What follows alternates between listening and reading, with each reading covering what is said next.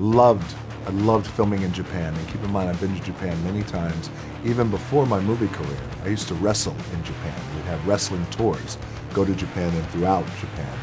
So I have a great love and appreciation for Japanese culture. But it was so exciting to bring a movie to Japan because I'd never filmed a movie in Japan. But especially The Smashing Machine, because so much of Mark Kerr's life, the man who I played, his career in a way was made and built in Japan. The Japanese MMA, Japanese fans over there. So there was, when we went there was already so much love already for us, and it's also part of our story.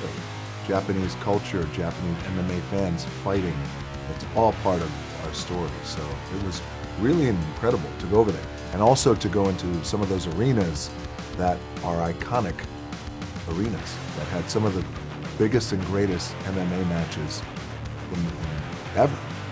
Sure, you know what drew me to Mark was his desire to achieve something that was incredible, and he doesn't.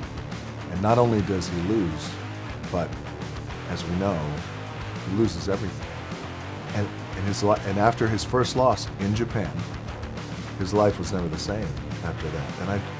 And then he struggled with his demons, his addictions.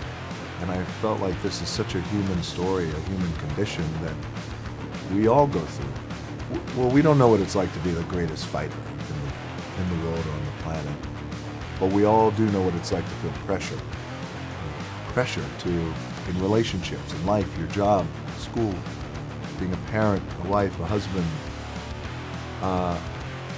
That is what drew me to the story. Kazuhiro is like my hero. And he was incredible to work with, but he is a master at what he does. And for something like this, where I had to transform into Mark Kerr, and it's a challenge because I'm aware of how I look, and it's not easy for me to disappear behind prosthetics. But with Kazu, he was so focused and up for the challenge, and he worked very closely with Benny Safdie, our director. He would study my face, see how prosthetics laid on my face, especially during the sweat when we were fighting. And there were 23 prosthetics, about 3.5 to 4 hours in the makeup chair every morning. And the transformation, I thought, was so powerful. You don't know until you show it to people. And when people started watching the movie, journalists and fans, they were blown away. And I was so grateful to Kazu for his work. He's brilliant.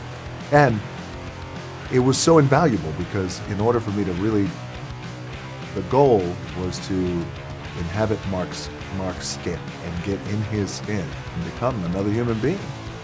I couldn't have done it without Kazu. He's a master, beautiful. And I can't wait to work with him again.